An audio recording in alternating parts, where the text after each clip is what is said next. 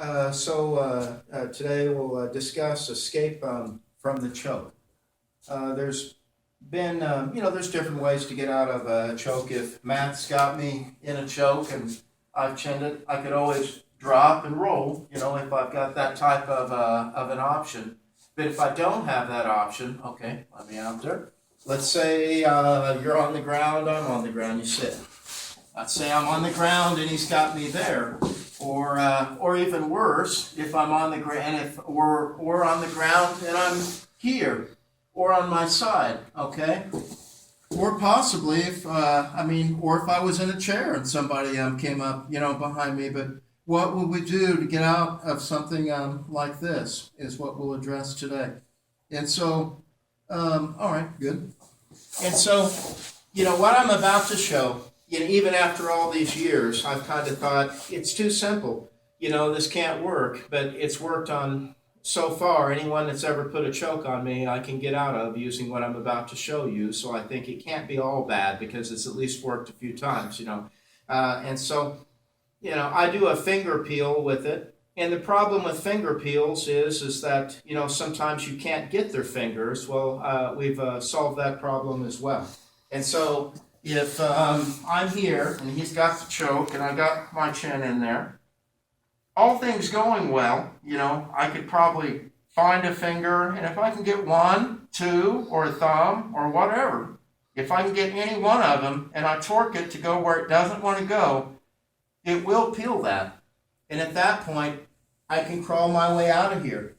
And I can find my way out of this thing and control him down and take it over. And so if we can find a way to get which Judo Gene LaBelle, I remember in his book, he shows so many ways that you could control somebody by their fingers. And so the only time that's not going to work is if you can't get a finger, and so utilizing from the view G, when we go this way, okay, which is what we're doing here. We're going to peel the finger and we're going to use this motion so that we can get, if he's got a fist, that we can open his fist up so we can get the finger. And when I do this motion, what do I do when I get it? I go like this and I bow down and I take it to the side. So what we're going to utilize here would look like this. If he makes a fist and I can't get, anything open, and sometimes you still can, but maybe now he's buried even his thumb, and so it gets harder and harder. If you take the elbow here, and you take the hand here, and you push in on that, work it up, push it, and once you start to get that bend, see, even now, I've got a wrist lock on him. You okay? So I don't necessarily even need the finger bend. I can control him right now with this wrist lock and get out of there. But what also happened when I formed that wrist lock is I could have grabbed a finger, so I can get him with his wrist, I can get him with his finger, I can get out of that choke. So using this motion, watch again, when I come up here, I take his elbow on the side where he has the fist. I make sure my chin's here because I'm going to have to let go. So I got my chin here, I can still breathe.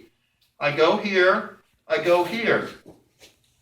I might do a little bit of an on-wound type of a curl, because if it just dead compresses, it may not go. But if I start to bend that a bit, I can work that out and I can get out of there. All right?